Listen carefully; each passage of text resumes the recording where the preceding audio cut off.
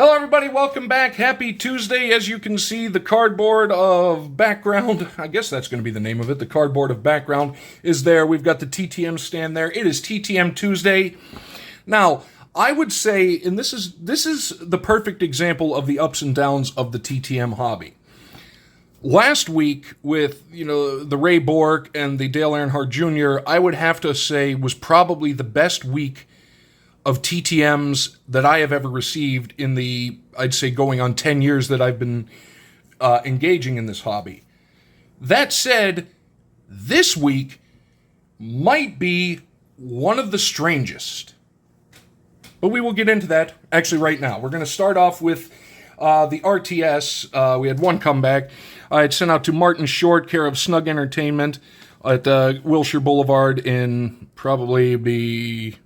looks like in Beverly Hills. Unfortunately, that bounced back as undeliverable, so we're going to put that on the back burner and see if we can find an address for Martin Short with whatever representation company he uses now.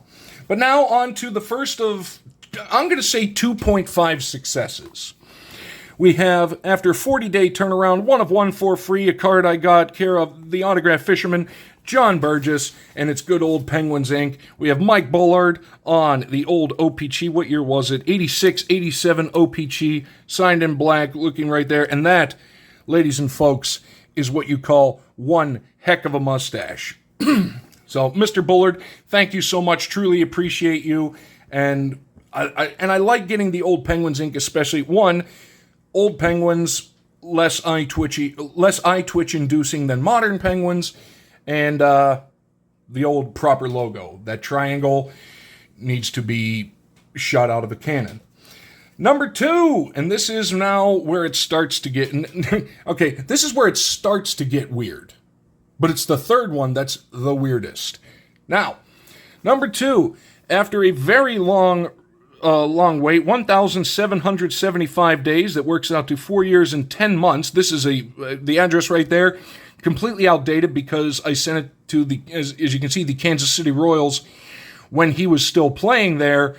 But he's retired now. So whatever journey this card has been on is quite fascinating. And it's one of those, and it is, if it focuses, there we go. Greg Holland, signed really nicely in blue back when he was playing for the Rockies. What year is this?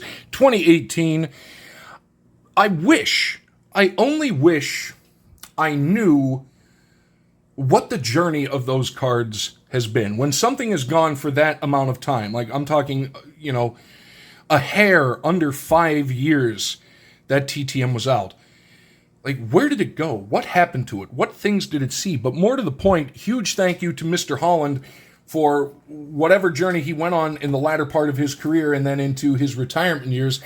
I really appreciate the fact that you took it along with you. And were very kind enough to sign. And I very much appreciate that. And now, this is one, it's, okay, I'm just going to get into it. We'll give the story, and we'll go. After 45 days, I sent it on February the 9th. I'm calling it weird, but it was for free, a card that I got from John Burgess. As you can see, I sent it care of the Hockey Hall of Fame in Toronto. And it came back with Canadian stamp, but also, as you can see, postmarked St. Paul, Minnesota. So that could answer anything because the U.S. Postal Service absolutely accepted a Canadian stamp, which I've heard from some postal workers that they really don't look at it. As long as it's an official stamp, they'll probably take it.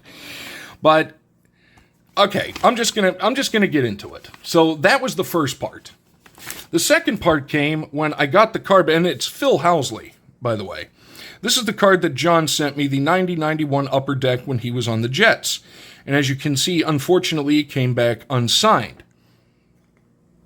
Now is where it gets interesting because he wrote me a letter, or a little note. Hi, Zach. I do not sign that particular card. Sorry, Phil. And you can see on the back, I wrote it because I'm hanging on to that. And I wrote it that Phil Housley came back on the 24th. what would you, and first off, so I was speaking with Maiden's World of Wax, and we determined that it might be anything on the Jets, so I'm going to go back and see if I have anything. I'm sure I do, of him when he was playing for the Sabres, but for the TTM crowd, what would you call this? Would you call this? I would call it perhaps a sideways success, because I got the partial signature, which I think, in fact, might be more unusual than getting him to sign the card, because of the fact that he took the time to actually write that and then just simply signed it with his first name. You know, most people, when they sign things, they sign it first and last name. But either way, I'm going to find another card. That's going to go back, and I'm even going to mention it to him in the letter, the whole story, and see if he recalls it. Hopefully I can get that out relatively quickly. But I don't know. Either way, Mr. Housley, first off, thank you for taking the time to send it back and letting me know, and then letting other people know as well. And I truly appreciate it, and it, like I say, it makes for a very entertaining story, and it definitely did. So that's going to do it for this week of TTM Tuesday. Like I say, it was a weird one, coming off the heels of the best one. This one, arguably the weirdest one, which just begs the question, what in the world is going to happen next week? We'll find out a week from today.